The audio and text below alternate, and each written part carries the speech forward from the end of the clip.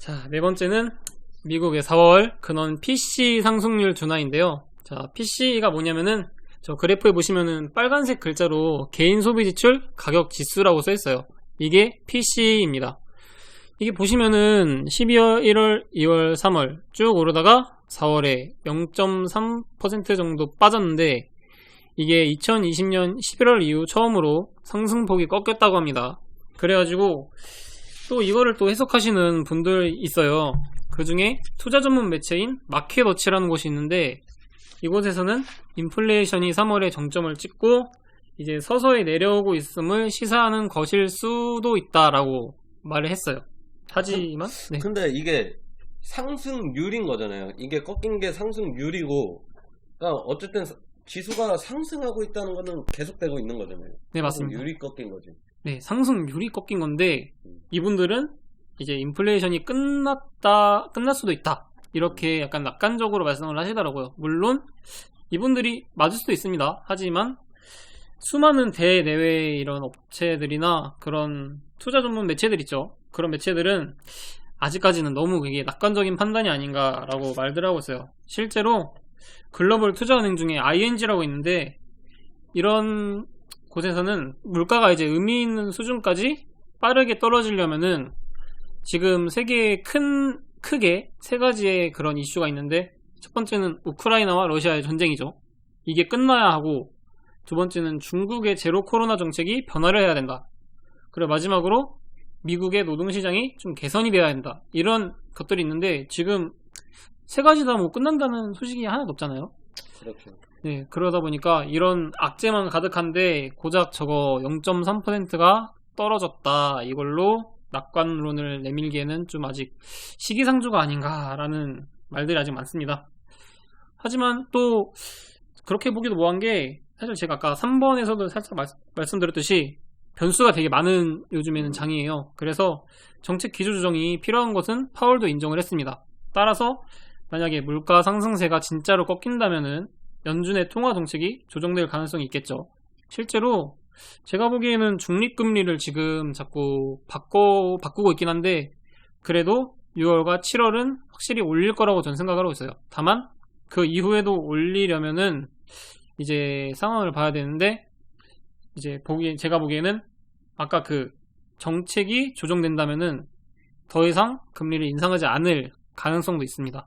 따라서 일단 9월 전까지는 일단은 상당히 신경을 써야 되는 그런 장이라고 저는 생각을 합니다.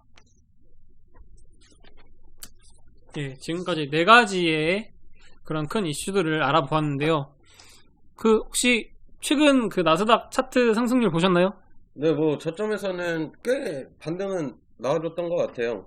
네, 꽤 크게 네. 크다고 할 수 있을지 모르겠지만 어느 정도 상승 흐름은 보여줬죠. 네, 제가 봤을 때도 3.3% 정도 올랐다고 이렇게 차트에서 나와있더라고요.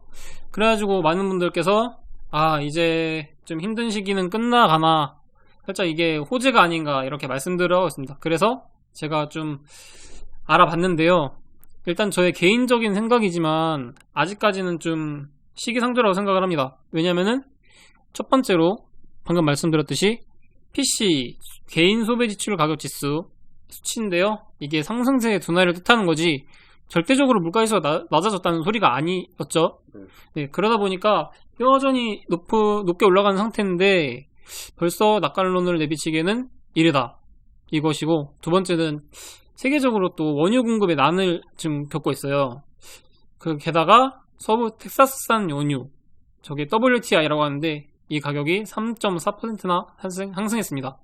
이것도 되게 좋지 않은 소식이죠. 게다가 미시간대 소비자 심리 지수라고 이게 굉장히 신뢰받는 지표가 있어요. 미국에서 소비자들의 심리를 가장 정확하게 반영을 했다라고 평가받는 지수인데 이 경우 10년 내에 최저치를 기록했습니다.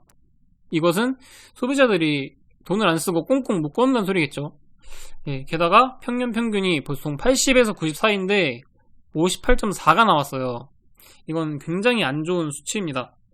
마지막으로 저축률도 4.4%로 2008년 이후로 최저치를 기록했는데요.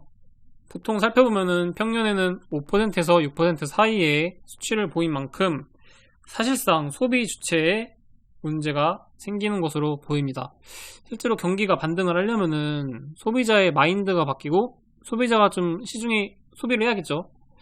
근데도 불구하고 소비자가 이렇게 돈을 쓸 만한 상황도 안 나오며 실제로도 돈을 안 쓰고 있다는 것은 아직까지는 그렇게 상승 신호를 주기에는 무리가 따르지 않을까라고 저는 개인적으로 생각을 하고 있습니다.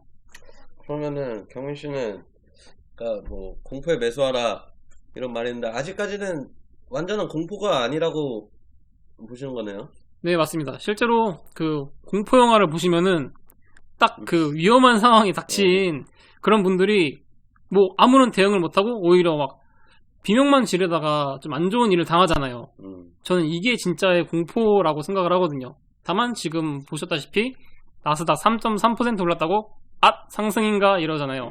이건 제가 보기에는 아직까지 공포가 오지 않았다. 제가 이렇게 생각을